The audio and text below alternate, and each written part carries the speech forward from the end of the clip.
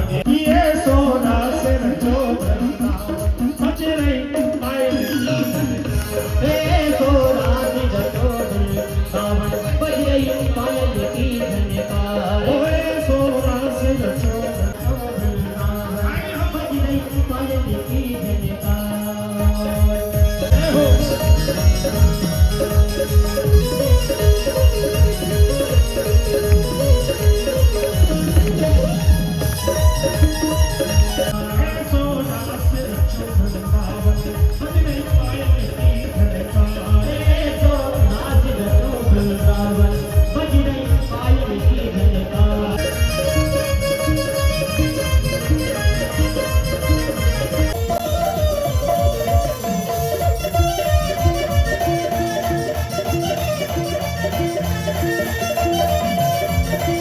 किस्मत की तुम्हारी बिटिया को जो बल मिलेगा, जो तुम्हें दमाद मिलेंगे, बड़े सुंदर होंगे, अजय होंगे, अमर होंगे, विष्णुभाषी, शिष्टभाषी, स्मृतभाषी, धर्मविद, चितक क्रोधी, अनेक अनेक 16 गुणों का वर्णन किया। देखो विवाह में जब किसी लड़की का विवाह होता है, बस अपना ध्यान दें, बस अब तुरंत पहुंचा। विवाह होता है तो 3 लोग निर्णायक होते हैं, एक तो माता, पिता और कन्या। तीनों लोग ना निर्णायक होते शादी के लिए, कन्या के विवाह। बाकी रिश्तेदारों को तो इसलिए बुलाया जाता कि इनको बुरा न लग जाए। बाकी निर्णय 3 लोग ही करते हैं, माता, पिता और कन्या। लेकिन तीनों का उद्देश्य अलग अलग होता है। पिता सोचता है मेरी बिटिया को जो कुल मिले, अच्छा खानदान मिले, सम्माननीय हो, अच्छे हो, व्यक्तित्वशील हो, कुल खानदान की सोच पिता रखता, हमेशा धन अधिक रहे, कमी ना हो। लेकिन कन्या क्या सोचती है? कन्या ना तो खानदान पर विशेष उसका आकर्षण होता है, ना धन पर आकर्षण होता है। कन्या सोचती है जिसके साथ मेरा विवाह हो वो सुंदर होना चाहिए, रूप से भी सुंदर हो और स्वभाव से भी सुंदर हो। 2 तरह की सुंदरता होती है। स्वभाव भी उसका ऐसा हो कि मेरे भावनाओं का आदर करे, मेरे हृदय का, मेरे भाव का सम्मान करे, स्वभाव उसका सुंदर। कृष्ण को जब चिट्ठी मिली, कन्हैया ने कहा हे ब्राह्मण देवता, जिस तरह रुक्मिणी जी मेरी प्रतीक्षा कर रही थी, उसी तरह मैं रुक्मिणी जी की प्रतीक्षा कर रहा हूँ। भक्त जैसी मेरी प्रतीक्षा करता, मैं भी उसकी जैसी प्रतीक्षा करता हूँ। रुक्मिणी जी को लेकर के जैसे ही ब्राह्मण के साथ में ठाकुर जी आए, बगीचे में ठहर गए, चिट्ठी में सब पढ़ लिया। इधर शिशुपाल आदि दुल्हा बनकर के जनवासे में बैठे थे, ठाकुर जी बगीचे में आके जरासंध ने कहा शिशुपाल तू दुल्हा बना बैठा है, हमने सुना है कि द्वारकाधीश आए हैं विवाह में, तूने बुलाया है क्या? शिशुपाल ने कहा उस भगोड़िया को मैं क्यों बुलाऊंगा? बोले सुना है वो आया। बोले आया होगा गैया चराने वाला है।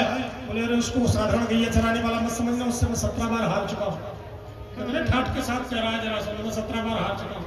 लोग तो साइकिल से गिर जाते कभी कहते कि हम गिर गए, लेकिन जरासंध अपने ठाठ से कह रहा है कि मैं 17 बार हार गया हूं।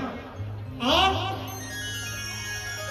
बोले बिना दुल्हा बन के आओ और बिना दुल्हन के लौटना पड़े तो बड़ा अपमान होता है। सुरक्षा। जैसे ही रुक्मिणी जी अष्ट सखियों के साथ गिरजा पूजन के लिए गई, चिट्ठी में सब लिख लिया था, यहाँ की नियम है, परंपरा है, राजकुमारी गिरजा पूजन के लिए जाती है, उसी समय आप हमें मिलेंगे। अष्ट सखियों के साथ गिरजा पूजन के लिए पहुंची है।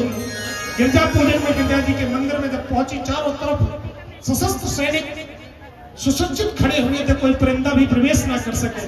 रुक्मिणी जी घबरा गई, इतनी कड़ी सुरक्षा मेरे लिए मेरे भैया ने किया है। अकर के श्री रुक्मिणी जी ने गिरजा जी का पूजन किया।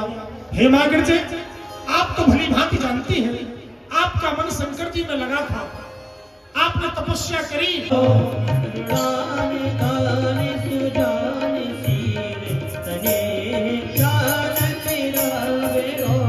मन जाहि राजो मिलहि सोभय, सहज सुंदर सावेरो, करुणा निधान सुजान शील करे जानती रखने लगे।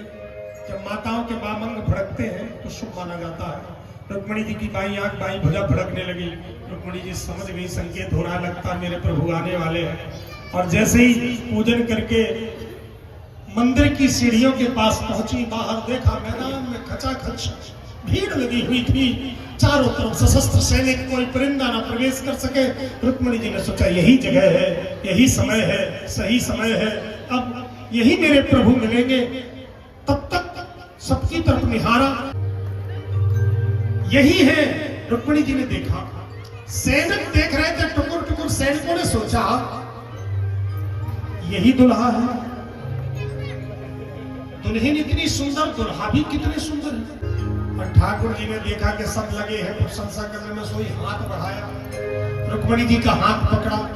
तो सैनिक खड़े थे रुक्मिणी जी की सुरक्षा में। सोचे ये कोई नियम होता होगा दुल्हे दुल्हे। ठाकुर जी ने हाथ पकड़ा, बिठाला रथ पर, घोड़ों को मारा चाबुक, घोड़े हवा में बात करने लगे। उसी समय खटपट खटपट खटपट खटपट खटपट लेके चले।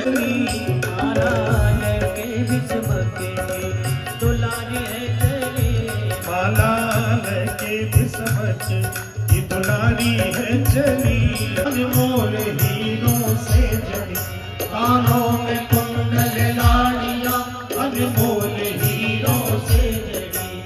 श्री रुक्मिणी सुहाग श्रृंगार भली, माला लेके दुलारी है चली, माला लेके दुलारी है चली,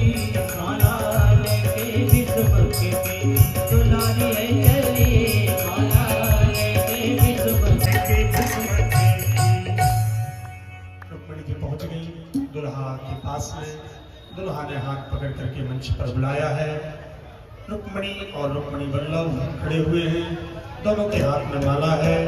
सखियों ने कहा सरकार अगर जयमाल पढ़वानी है तो झुक जाइए। मैंने कहा झुकना क्यों है, कोई विवाह में झुकता थोड़ी है। सखियों ने कहा सरकार जब तक झुकेंगे नहीं माला पड़ेगी ही नहीं। झुकना क्यों है ये बताइए। सखियों ने कहा सरकार तुम हो ऊंचे लली मोरी छोटी, तुम हो ऊंचे लली मोरी छोटी, तुम हो ऊंचे लली मोरी छोटी, तुम हो ऊंचे लली मोरी छोटी। आनंद तुम्हें रोशी लली मोरी छोटी सी, सुख जियो जलन छोटी लली मोरी छोटी सी। कन्हैया ने कहा बिना झुके माला नहीं पड़ेगी। सखियों ने कहा नो नो नो, चाहे जितना मेहनत करके आए हो, जब तक झुकेंगे नहीं तब तक माला नहीं पड़ेगी। चलो कोई बात नहीं, झुके जाते हैं। जब जयमाल नहीं पड़ेगी तो झुकना ही पड़ेगा। रामावतार में तो मर्यादा थी, लेकिन कृष्ण अवतार में कोई मर्यादा नहीं है। जितनी बार झुकना पड़े झुक जाएगा, क्योंकि एक शादी तो करनी नहीं है। सोई ठाकुर जी तुरंत जैसे ही झुकने के लिए किए, सखियों ने निवेदन किया झुके, और सखियों ने मंगल गीत गाया। श्री अकबर कोमल कमल नयन को कहलाओ